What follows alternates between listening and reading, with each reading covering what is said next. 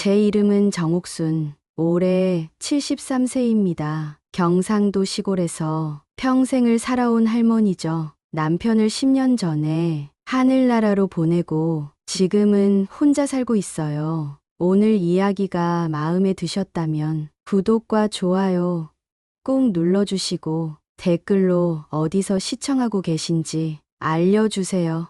오늘 하루도 행복하시길 바라겠습니다. 아들 지훈이가 하나 있습니다. 45살인 지훈이는 지방공무원으로 일하면서 서울 근교에 살고 있어요. 며느리 미진이와 결혼해서 손자 둘을 키우고 있죠. 매일 아침 저는 마당에 나가 달들한테 모이를 줍니다. 그리고 작은 텃밭에서 고추, 배추 같은 채소들을 키워요. 저녁이 되면 대문 앞 평상에 앉아서 마을 입구 쪽을 바라보곤 해요. 혹시나 지훈이가 깜짝 놀러오지 않을까 하는 마음으로요. 하지만 지훈이는 한 달에 한 번 정도 짧은 안부 전화만 할 뿐이에요. 그마저도 항상 바쁘다며 5분도 안 돼서 끊어버리죠. 어머니, 몸은 괜찮으시죠? 저 바빠서 나중에 다시 전화드릴게요. 이웃 할머니들과 만나면 자식 이야기가 빠지지 않아요. 김 할머니는 딸이 매주 와서 반찬을 해준다고 자랑하고 박 할머니는 아들이 용돈을 많이 준다고 해요. 저는 그럴 때마다 입을 다물고 있었어요. 사실 저도 알고 있었거든요. 지훈이보다는 며느리 미진이가 문제라는 거려. 처음 결혼할 때는 착한 며느리인 척했는데 몇 년 지나니까 본색을 드러내더라고요. 명절에도 어머니, 저희가 바빠서 올해는 못 갈 것 같아요. 나는 전화만 와요. 저는 혼자서 차례상을 차리고 혼자서 절을 올렸어요. 그렇게 외로운 하루하루를 보내고 있었는데 그때는 몰랐죠. 며느리가 저한테 그런 끔찍한 일을 저지를 줄은 무렵 며느리 미진이는 남편 지훈이한테 이상한 말들을 하고 있었어요. 나중에 알게 된 일인데 그때부터 악마 같은 계획을 세우고 있었던 거예요. 미진이는 겉으로는 저를 걱정하는 척했어요. 지훈이 앞에서 말이죠. 여보, 어머니 목소리가 요즘 좀 이상하지 않아? 같은 말을 자꾸 반복하시고 사실 저는 멀쩡했어요. 나이가 들어서 깜빡깜 건 있었지만 치매 같은 건 전혀 아니었거든요. 하지만 미진이는 계속 지훈이한테 제가 이상하다고 말했어요. 미진이의 진짜 목적은 따로 있었어요. 바로 제가 가진 땅이었죠. 시골에 있는 저희 집과 밭인데 최근에 개발 예정지로 지정되면서 땅값이 많이 올랐거든요. 그 돈이 탐났던 거예요. 미진이는 지훈이를 계속 설득했어요. 저를 요양원에 보내자고요. 지훈이는 고민이 됐죠. 어머니를 사랑하는 마음은 있었지만 아내 말도 맞는 것 같았거든요. 그런데 마침 지훈이한테 해외 출장 기회가 생겼어요. 3개월 동안 일본에 가야 하는 중요한 일이었어요. 승진하려면 꼭 가야 하는 출장이었죠. 미진이는 속으로 좋아했어요. 이때다 싶었거든요. 여보, 출장 가는 동안 제가 어머니를 모실게요. 서울로 모셔와서 병원 검사도 받아보시고요. 지훈이는 미진이의 말이 고마웠어요. 효부인 아내가 어머니를 돌봐주겠다니까요. 하지만 미진이의 눈빛에는 차가운 계산만 있었어요. 시어머니를 어떻게 처리할지 이미 계획을 세워두고 있었거든요. 지훈이가 출장을 떠나기 전날 저한테 전화를 했어요. 어머니, 제가 일본으로 출장을 가게 됐어요. 그동안 미진이가 어머니를 서울로 모셔가서 함께 지내자고 하는데 어떠세요? 저는 얼마나 기뻤는지 몰라요. 오랜만에 아들 집에서 며느리, 손자들과 함께 지낼 수 있다니까요. 손자들 얼굴도 보고 싶고 맛있는 것도 해주고 싶었어요. 그래, 좋다. 손자들 얼굴 보고 싶었는데 잘 됐네. 일주일 후에 미진이가 직접 차를 몰고 시골로 저를 데리러 왔어요. 그날 미진이는 정말 친절했어요. 웃는 얼굴로 저를 반겼거든요. 어머니, 안녕하세요. 서울 가서 맛있는 거 많이 해드릴게요. 저는 기분이 좋아서 옷 가지며 필요한 것들을 챙겨서 미진이 차에 탔어요. 미진이는 제가 안전벨트를 매도록 도와주고 친절하게 대해줬어요. 차가 마을을 벗어나자 저는 신이 났어요. 창밖 풍경을 보면서 손자들한테 뭘 해줄까 생각하고 있었거든요. 미진이와도 이런저런 얘기를 나눴어요. 미진아, 우리 손자들은 요즘 뭘 좋아하냐? 이것저것 다 좋아해요. 할머니가 오신다고 하니까 너무 좋아하더라고요. 1시간 정도 달리다가 미진이가 고속도로에서 빠져나왔어요. 저는 조금 이상했어요. 서울 가는 길이 아닌 것 같았거든요. 주변에 산들이 보이기 시작했어요. 미진이가 말했어요. 어머니, 서울 가기 전에 제가 다니는 절에 잠깐 들를게요. 어머니, 건강 기원하려고요. 저는 며느리의 효심이 고마웠어요. 그래서 아무 의심 없이 따라갔죠. 그때까지는 미진이를 완전히 믿고 있었거든요. 차는 계속 산 쪽으로 올라가고 있었어요. 도로가 점점 좁아지고 주변엔 나무들만 울창하게 서 있었어요. 저는 불안해지기 시작했어요. 미진아, 절이 이렇게 깊은 산에 있나? 네.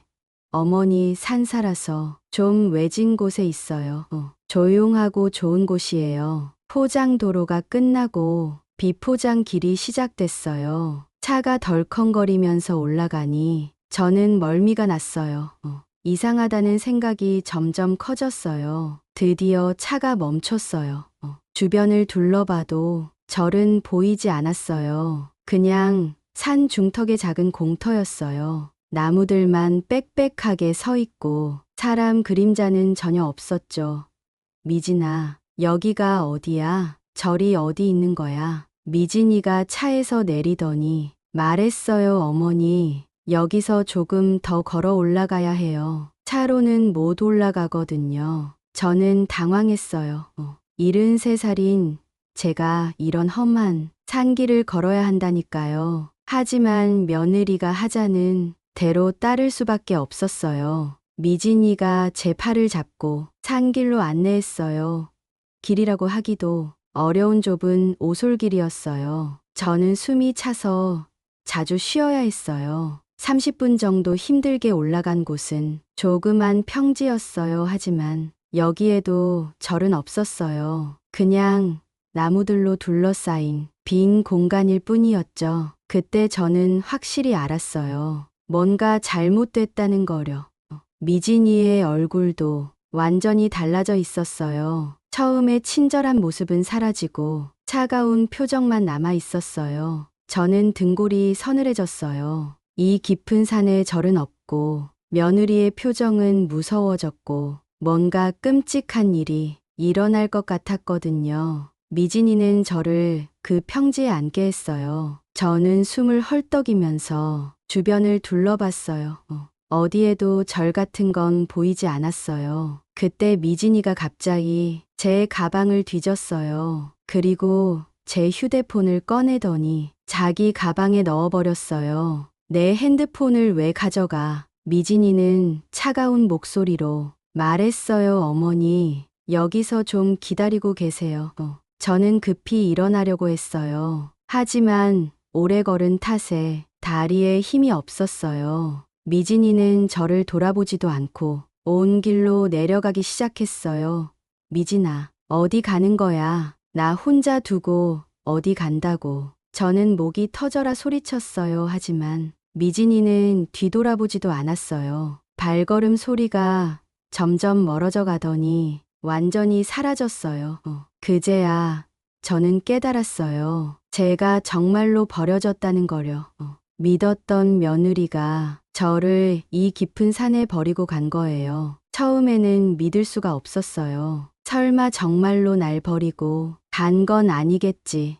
곧 돌아올 거야 하면서 기다렸어요. 30분. 1시간이 지나도 미진이는 나타나지 않았어요. 해가 지기 시작했어요. 산속은 금세 어두워질 텐데 저는 여기서 어떻게 해야 할지 막막했어요. 73살인 제가 혼자서 이 깊은 산을 빠져나간다는 건 불가능해 보였어요. 하지만 저는 포기할 수 없었어요. 여기서 죽을 수는 없었거든요. 손자들도 다시 보고 싶고 미진이가 저한테 한 일을 세상에 알려야 했어요.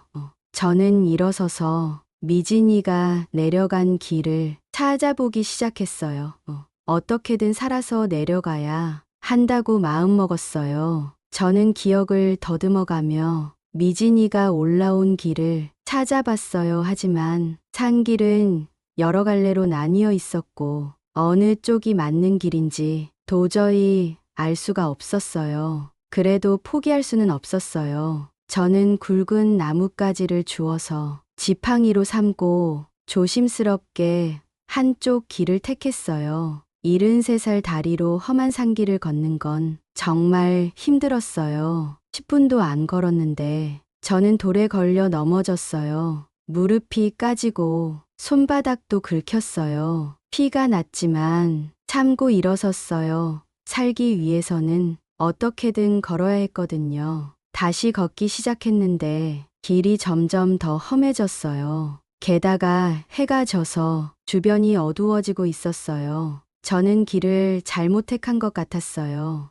오히려 더 깊은 산속으로 들어가고 있는 것 같았거든요. 무서웠지만 계속 걸었어요. 그런데 또 넘어졌어요. 이번엔 일어서기가 정말 힘들었어요. 온몸이 아프고 기운이 없어서 더 이상 걸을 수가 없었어요. 어쩔 수 없이 큰 나무 밑에 앉아서 쉬기로 했어요. 잠깐만 쉬었다가 다시 걸으려고 했는데 날이 완전히 어두워져 버렸어요. 산속의 밤은 무섭고 추웠어요. 온갖 소리가 들렸어요. 올빼미 소리, 바람 소리, 뭔가 움직이는 소리. 저는 무서워서 벌벌 떨었어요. 첫날 밤은 정말 지옥 같았어요. 추위에 떨면서 잠도 못 자고 새벽을 기다렸어요. 해가 뜨면 다시 길을 찾아서 내려가야 한다고 생각하면서요. 그런데 새벽이 되니까 목이 너무 말랐어요. 물을 마시지 못해서 입술이 바짝 말랐어요. 이대로 가다간 목말라 죽을 것 같았어요. 둘째 날 아침 저는 물을 찾아 헤맸어요. 다행히 근처에서 물소리가 들려서 따라가 보니 작은 개울이 있었어요. 저는 손으로 물을 떠서 마셨어요. 차갑고 깨끗한 물이 목을 적셔주니 조금 살 것 같았어요. 하지만 이제 배가 고팠어요. 어제부터 아무것도 못 먹었거든요. 주변을 둘러보니 도토리가 몇 개 떨어져 있었어요. 저는 그걸 주워서 돌로 깨뜨려 먹었어요. 떫고 쓴맛이 났지만 어쩔 수 없었어요. 나무즙도 뜯어서 씹어봤는데 너무 써서 삼키기 힘들었어요. 그래도 굶어 죽을 수는 없으니까 참고 먹었어요. 저는 다시 길을 찾으려고 했어요. 어제 다친 무릎이 아팠지만 참고 걸었어요. 그런데 걸으면 걸을수록 더 깊은 산으로 들어가는 것 같았어요. 셋째 날에도 똑같았어요. 조금씩이라도 움직여서 사람 있는 곳으로 가려고 했는데 길을 찾을 수가 없었어요. 제 몸은 점점 약해져 갔어요. 제대로 먹지도 못하고 찬 땅에서 자다 보니 기력이 떨어졌어요.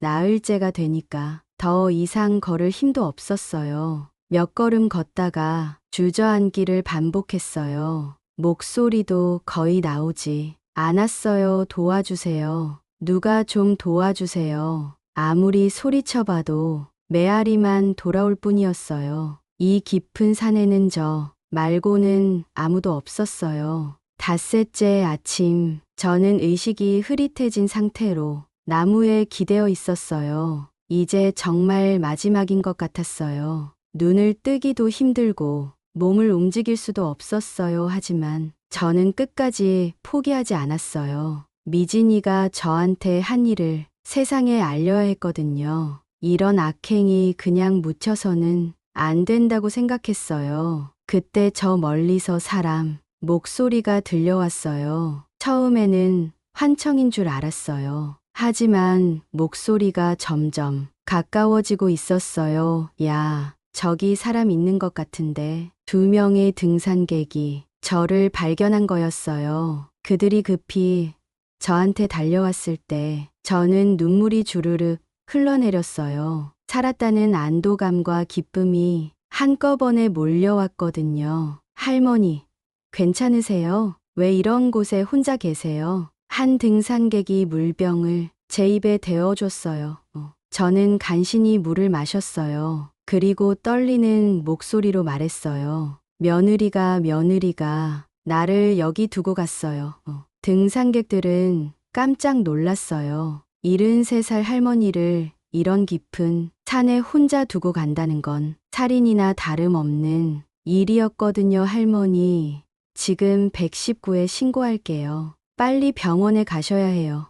그들은 즉시 구조 신고를 했어요. 하지만 구급차가 올 수 있는 곳까지는 한참 멀었어요. 등산객들이 저를 번갈아 가며 업고 산을 내려가야 했어요. 1시간 넘게 걸려서 드디어 구급차가 기다리는 곳에 도착했어요. 저는 즉시 병원으로 이송됐어요. 의료진들은 제 상태를 보고 심각하다고 했어요. 저체온증에 심한 탈수, 영양실조 조금만 늦었으면 정말 위험할 뻔했다고 하더라고요. 저는 집중치료실에서 치료를 받으며 다짐했어요. 이제 미진이가 저한테 한 일을 반드시 세상에 알리겠다고요. 그 악녀는 자기가 한 일에 대한 대가를 치러야 해요. 저는 그 의지 하나로 5일 동안 버틴 거였어요. 병원에서는 제 신원을 파악하려고 애를 썼어요. 다행히 제 가방에서 신분증을 찾을 수 있었어요. 간호사가 지훈이한테 연락을 시도했지만 일본 출장 중이라 쉽게 연결되지 않았어요. 저는 집중치료실에서 치료를 받고 있었어요.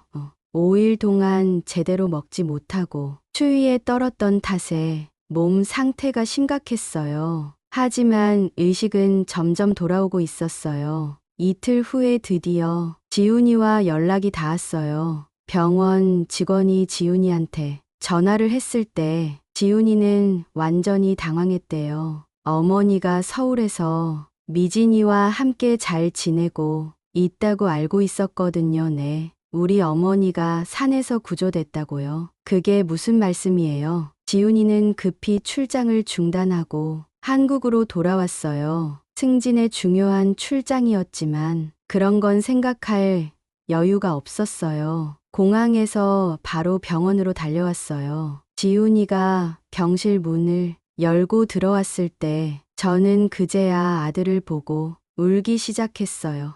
그동안 얼마나 무서웠는지, 얼마나 죽을 뻔했는지 모든 감정이 한꺼번에 터져 나왔어요. 저는 떨리는 목소리로 그동안 있었던 일을 다 말했어요. 미진이가 절에 가자며 저를 속여서 깊은 산으로 데려갔다는 것, 그리고 저를 거기 버리고 혼자 가버렸다는 것을요. 지훈이는 믿을 수 없다는 표정이었어요. 자기 아내가 그런 끔찍한 일을 저질렀다는 게 현실로 받아들여지지 않는 것 같았어요. 하지만 저는 확실히 증언했어요. 미진이가 저한테 한 모든 일을요. 그때 지훈이는 깨달았어요. 자기가 그동안 얼마나 큰 착각을 하고 있었는지를요. 효부라고 생각했던 아내가 사실은 악마 같은 여자였다는 거려.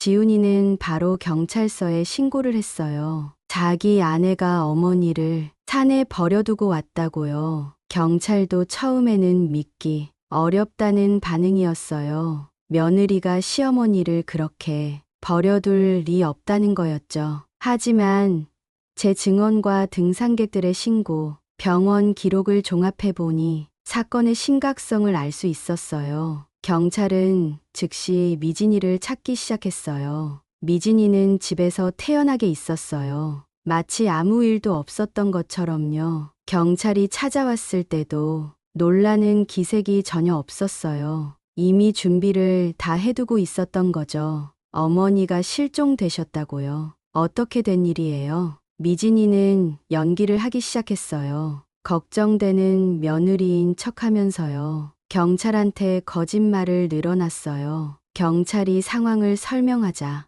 미진이는 깜짝 놀라는 척했어요. 그리고 자기만의 거짓, 시나리오를 만들어서 말했어요. 그날 절에 모시고 갔는데 어머니가 갑자기 어디론가 가버리셨어요. 치매 증상 때문에 길을 잃으신 것 같아요. 정말 뻔뻔한 거짓말이었어요. 미진이는 자기가 저를 일부러 버려두고 왔으면서도 마치 제가 혼자 길을 잃은 것처럼 꾸몄어요. 치매까지 핑계로 대면서요. 하지만 경찰은 이미 제 증언을 들었기 때문에 미진이의 말을 믿지 않았어요. 게다가 제 휴대폰이 미진이 집에서 발견됐거든요. 미진이는 그것도 핑계를 댔어요. 미진이는 끝까지 발뺌을 했어요. 자기는 정말로 어머니를 걱정해서 절에 모시고 갔을 뿐이라고요. 하지만 증거는 점점 쌓여가고 있었어요. 경찰은 철저하게 수사를 했어요. 미진이의 차량 블랙박스를 확인하고 휴대폰 위치 추적도 했어요. 그리고 제가 발견된 산 현장도 자세히 조사했어요. 결정적인 증거가 나왔어요. 미진이의 차량 블랙박스에 저를 산에 데려가는 모습이 고스란히 녹화되어 있었거든요. 그리고 미진이가 혼자 내려오는 모습도요. 휴대폰 위치 추적 결과도 명확했어요. 미진이는 저를 산에 두고 바로 집으로 돌아간 것이 확인됐어요. 절에 기도하러 갔다는 말은 완전한 거짓이었죠. 더 충격적인 사실도 밝혀졌어요. 미진이가 제 땅 소유권에 대해 미리 알아보고 있었다는 거예요. 개발 예정지로 지정되면서 땅값이 오른 것도 알고 있었고요.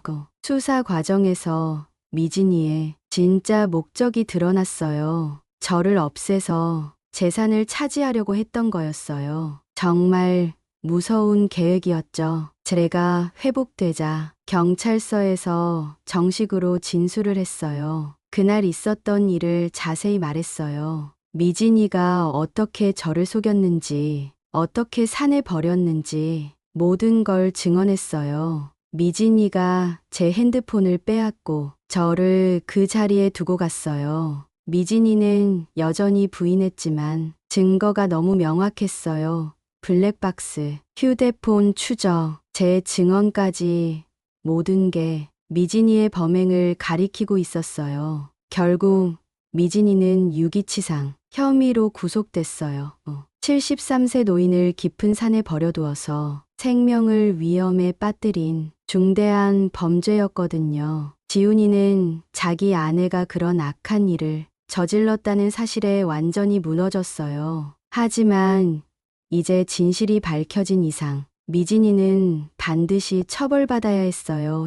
챕터 12 법정에서의 최후 재판이 시작됐어요. 저는 법정에 나가서 증언을 했어요. 그동안 있었던 일을 차근차근 말했어요. 미진이가 어떻게 저를 속이고 산에 버렸는지를요. 미진이는 법정에서도 끝까지 발뺌을 했어요. 자기는 정말로 절에 기도하러 간 것뿐이라고요. 어머니가 치매 때문에 길을 잃은 거라고 주장했어요. 하지만 검사가 제시한 증거들은 명확했어요. 블랙박스 영상, 휴대폰 위치 추적, 그리고 제 상세한 증언까지 미진이의 계획적 범행이 낱낱이 드러났어요. 특히 미진이가 제 재산에 대해 미리 알아본 기록들이 결정적이었어요. 개발 예정지로 지정된 땅값을 조사하고 상속 절차까지 알아봤던 거였어요. 재판부는 미진이의 범행을 매우 중하게 봤어요. 73세 노인을 깊은 산에 버려두어 생명을 위험에 빠뜨린 악질적 범죄라고 판단했거든요. 미진이는 유기치상죄로 징역 3년을 선고받았어요. 거기에 정신적 피해에 대한 배상금 5천만 원도 지급하라는 판결이 나왔어요. 피고인의 행위는 계획적이고 악질적인 범죄로 피해자에게 극심한 정신적, 육체적 고통을 안겨주었습니다. 미진이는 판결을 듣고도 억울하다며 눈물을 흘렸어요. 하지만 그 눈물이 진짜 후회 때문인지 아니면 자기가 잡힌 거 때문인지는 의문이었어요. 저는 법정을 나오면서 다행이라고 생각했어요. 비록 늦었지만 정의가 실현된 거니까요. 미진이는 이제 자기가 한 일에 대한 대가를 치러야 해요. 미진이는 여자 교도소에서 복역을 시작했어요. 처음에는 자기가 억울하다며 불만을 표했대요. 다른 수감자들에게도 자기는 무죄라고 말하고 다녔다고 해요. 하지만 감옥 생활은 미진이가 생각했던 것보다 훨씬 힘들었어요. 특히 노인을 버린 죄로 들어온 거라는 소문이 퍼지자 다른 수감자들도 미진이를 좋지 않게 봤어요. 1년 정도 지났을 때 미진이가 갑자기 몸이 아프다고 호소하기 시작했어요. 처음에는 꾀병인 줄 알았는데 점점 심해져서 교도소 의무실에서 검사를 받았어요. 검사 결과는 충격적이었어요. 간암이었어요. 그것도 이미 상당히 진행된 상태였대요. 의사는 오래 살기 어렵다고 진단했어요. 미진이는 그제야 자기 처지를 깨달았어요. 저를 죽이려고 했던 자기가 오히려 먼저 죽을 병에 걸린 거였어요. 하늘이 내린 벌이라고 생각할 수밖에 없었어요. 미진이는 병이 악화되면서 교도소 병원으로 옮겨졌어요. 하지만 이미 손을 쓸 수 없는 상태였어요. 간암이 온몸으로 전이됐거든요. 미진이의 남편 지훈이도 아내의 병 소식을 들었지만 면회를 가지 않았어요. 어머니에게 그런 끔찍한 일을 저지른 아내를 용서할 수 없었거든요. 미진이는 극심한 고통 속에서 하루하루를 보냈어요. 진통제를 써도 아픔이 가시지 않았고 몸은 점점 말라갔어요. 과거에 저한테 했던 일들이 자꾸 떠올랐을 거예요. 저는 미진이가 병에 걸렸다는 소식을 들었을 때 복잡한 심정이었어요. 미워하는 마음도 있었지만 한편으론 불쌍하다는 생각도 들었어요. 하지만 이건 미진이가 자초한 일이었어요. 미진이의 병은 빠르게 악화됐어요. 2년째 되던 해에는 거의 일어날 수도 없는 상태가 됐어요. 교도소에서는 인도적 차원에서 병원으로 이송해서 치료받게 해줬어요. 하지만 이미 너무 늦었어요. 간암이 온몸으로 퍼져서 어떤 치료도 소용없는 상태였거든요. 의사들은 몇 개월 못 버틸 거라고 했어요. 미진이는 병원 침대에 누워서 지난 일들을 후회했을 거예요. 욕심 때문에 저한테 그런 끔찍한 일을 저질렀다가 자기가 이렇게 되었으니까요. 지훈이는 아내가 죽어간다는 소식을 들었지만 끝까지 연애를 가지 않았어요. 어머니를 죽이려고 했던 아내를 용서할 수 없었거든요. 아이들도 마찬가지였어요. 미진이는 정말 혼자서 죽어갔어요. 가족도, 친구도 아무도 곁에 있어주지 않았어요. 과거에 저를 산에 혼자 버려두고 갔던 것처럼 미진이도 혼자 떠나게 된 거예요. 마지막 며칠은 정말 끔찍했다고 해요. 극심한 고통 속에서 계속 신음만 하다가 결국 숨을 거뒀어요. 감옥에서 2년 8개월을 보낸 후였어요. 어머니, 미안해요. 미진이가 마지막에 한 말이라고 간병인이 전해줬어요.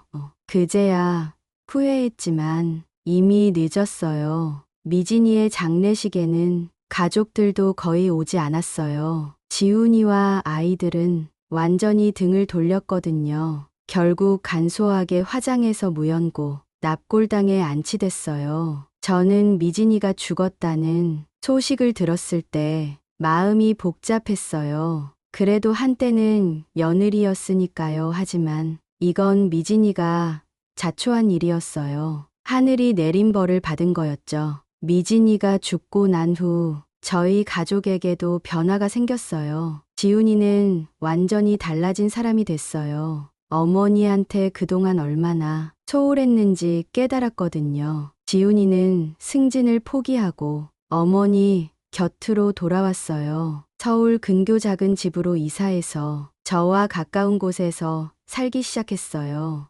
아이들과 함께요, 어머니. 그동안 정말 죄송했어요. 앞으로는 제가 모실게요. 저는 아들이 돌아와 줘서 정말 기뻤어요. 손자들도 자주 보게 되고 가족이 다시 화목해졌어요. 미진이 때문에 흩어졌던 가족이 다시 뭉쳐진 거였어요. 지훈이는 저를 정성껏 모셨어요. 매일 안부를 묻고 건강 검진도 챙겨주고 맛있는 것도 해드렸어요. 그동안의 빈자리를 채우려고 하는 것 같았어요. 손자들도 할머니를 많이 따랐어요. 주말마다 놀러와서 제 무릎에 앉아서 옛날 이야기를 들어달라고 했어요. 저는 그런 손자들이 너무 예뻤어요. 시골집과 땅은 그대로 제 소유로 남았어요. 미진이가 그렇게 탐냈던 재산이었지만 결국 욕심부린 사람만 벌을 받았죠. 저는